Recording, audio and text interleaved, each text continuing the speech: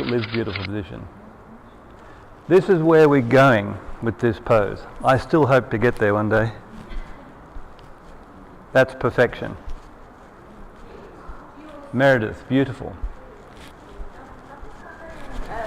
If you were somewhere where you didn't have, say, bolsters, would that work to the same, with the same purpose if you had, say, the arms on a chair? Absolutely, yes, definitely. But it's even better if the body can feel something, the body rather than the arms. Sure.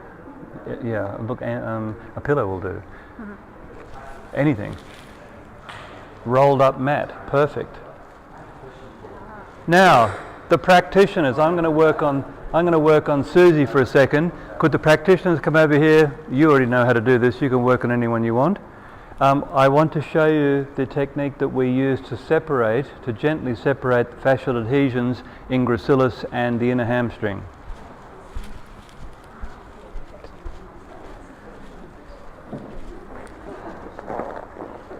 Now, if you just feel her other leg, and don't go all the way forward just for a second, just sit up there, that's lovely. This rope that I have under my fingertips, you can feel the same.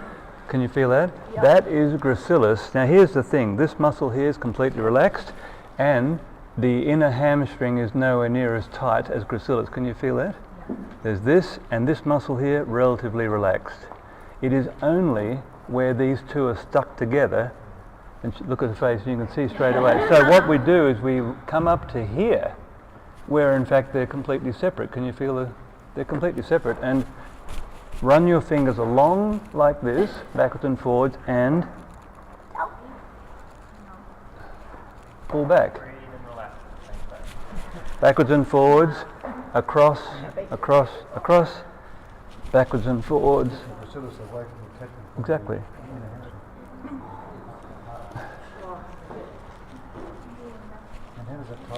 Wait.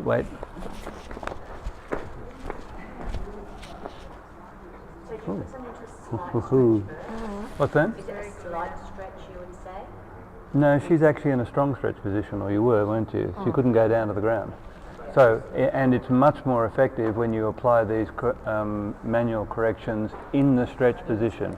Now here, the fingers are going in about that far in between those two muscles, and it's effortless. But you can still feel it's that muscle, right?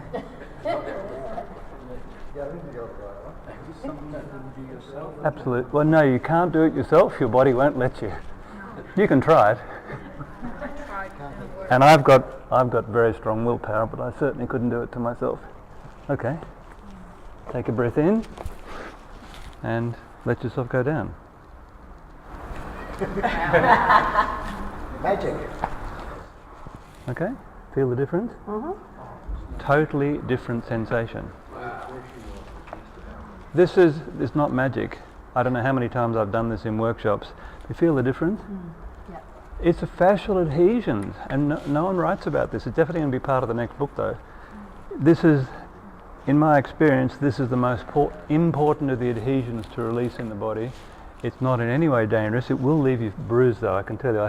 One woman came into the workshop, I can't remember where it was, and she said, I had a hard time explaining this to my husband. And she pulled her pants up, she's wearing those Lululemon pants, pulled them right to here, and she had this line of bruising down the inside of each thigh. It's normal, and absolutely no problem whatsoever. Anytime you release fascia, there will be that kind of effect. Does it stay released? Beg your pardon? Does it stay released? We've gone through the Absolutely. process. And how to explain this briefly? It's a restriction to your normal range of movement. Well, actually, let me take a step back from that. Just think about this for a moment. The fact that you're in a stretch position, feeling a stretch, means, by definition, you're out of your normal range of movement. This is not part of your movement pattern. We're literally looking into the abyss. But once you move in there, backwards and forwards a few times, just go up and down a few times, just feel the ease in the body doing it, right? And the brain is reflecting and checking this, all the proprioceptors are remapping. When she goes to stretch this part next time, that apprehension and that pain in that particular part just simply won't be there.